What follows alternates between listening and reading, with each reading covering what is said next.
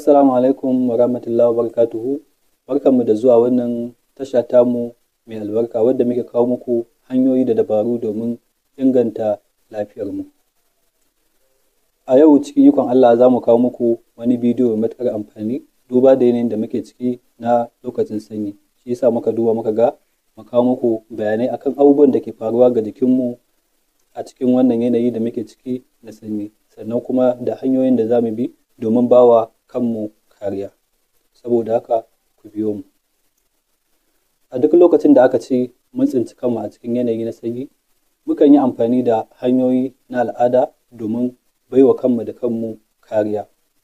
Mukan yi amfani da kaya da ake sakawa, kayan sanyi, wato kaya waɗanda za su hana ɗumi fita daga jikinmu, kaya masu nauyi. Sannan kuma wasu sukan zauna a cikin gidaddajinsu, wasu kuma sukan yi amfani da abubuwa na ɗumama ɗaki, wanda kamar a zamanance ana amfani da hita, a gargajiyance kuma ana amfani da gawayi, wato ko ana ɗaukar garwashin wuta a kai ɗaki domin ya bayar da ɗumi. To idan ya kasance waɗannan hanyoyi ba su samu ba, ko kuma aikin da suke yi ya gagara, shi ma jikinmu yana da hanyoyi da yake bi domin ya ga cewa ya samarwa da kansa ɗumi.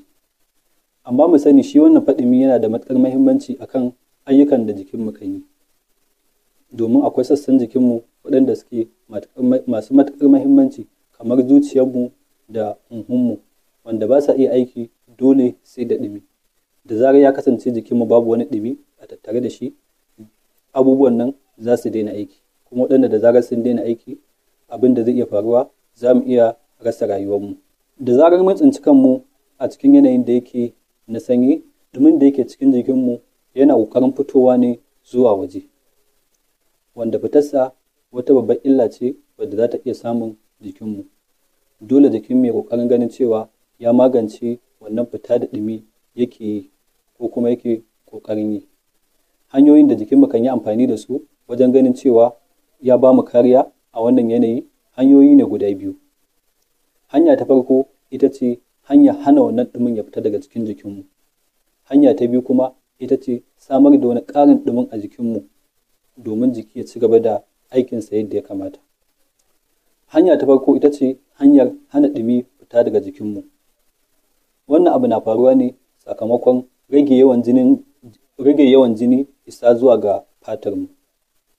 Wannan abin yana faruwa ne sakamakon wani abu da muke kiransa vasoconstriction, wato jijiyoyin jikinmu na jini suna matsewa jijiyoyin da suke kai jini zuwa ga fata.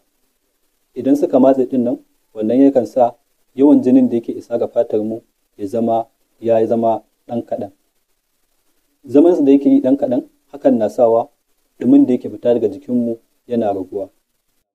Amfanin wannan hanya ita ce, ɗumin da yake fita daga jikinmu ya ragu, domin ganin cewa abubuwan da suke cikin jikinmu masu matuƙar amfani, wato sassan jikinmu masu matuƙar amfani kamar hanta da zuciya sun samu wadataccen ɗumi, wato ko an taskace ɗumin da jiki yake da shi zuwa ga waɗannan abubuwa masu matuƙar muhimmanci domin su ci gaba da aikinsu yadda ya kamata.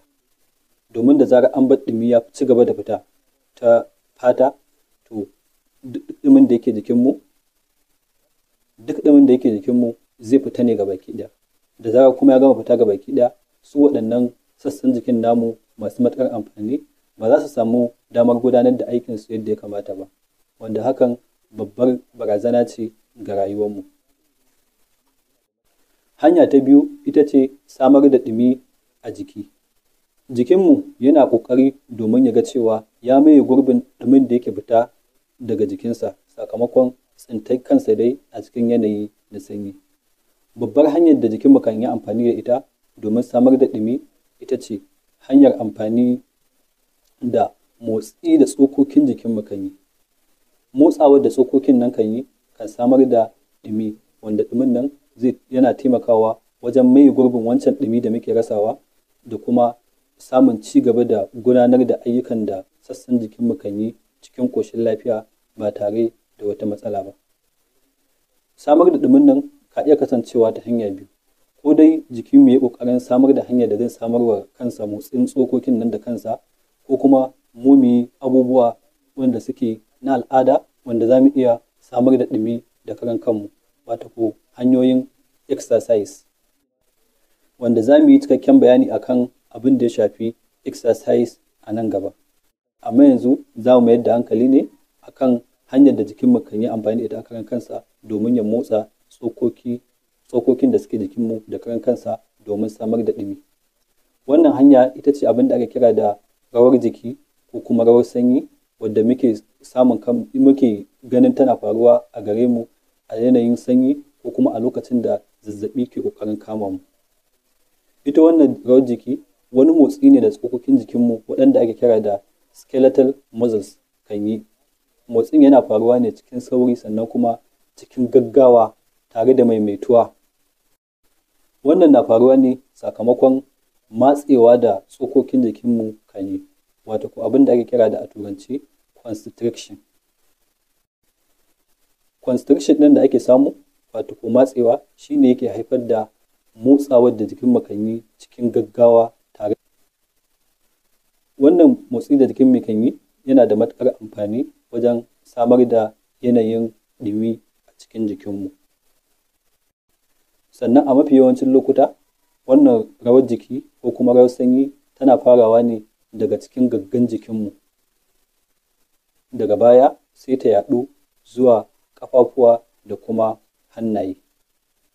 Amma duk da haka ita wannan rawar jiki wato rawar sanyi, ɗumin da take samarwa bai kai adadin ɗumin da motsa jiki na exercise yake samarwa ba. Sai dai shi ma exercise a wajen yinsa ɗumi yana fita daga jikinmu. Dole sai mun kiyaye don ganin cewa a wajen yin exercise ɗin ba mu yi asarar ɗumi mai matuƙar yawa a tattare da mu ba, wanda shi ma hakan zai iya haifar mana da wata matsalar. Don kada wannan bidiyo ya tsayi, za mu dakata a nan. Sai a bidiyo na gaba za mu yi cikakken bayani akan illolin da sanyi kan haifar, sannan kuma da matakan da za mu bi domin ba wa kanmu kariya daga wannan yanayin sanyi. A ƙarshe ya kamata mu kula, duk da cewa jikinmu yana ɗaukar wannan matakai domin ba wa kansa kariya, mu ma dole sai ya kasance mana amfani da hanyoyin da za mu kare kanmu, kamar saka kaya waɗanda za su hana sanyi ratsa jikinmu, sannan kuma da zama a cikin gine-gine wanda suke rufaffu, sannan kuma da amfani da dabaru na samar da ɗumi, kamar amfani da hita a cikin gidaje. Kada ku manta, idan wannan ne zuwanku na farko wannan tasha, ku danna mana like, sannan ku danna subscribe, sannan ku yaɗa wannan bidiyo zuwa ga abokananku da 'yan uwa domin su ma su amfana. Mun gode.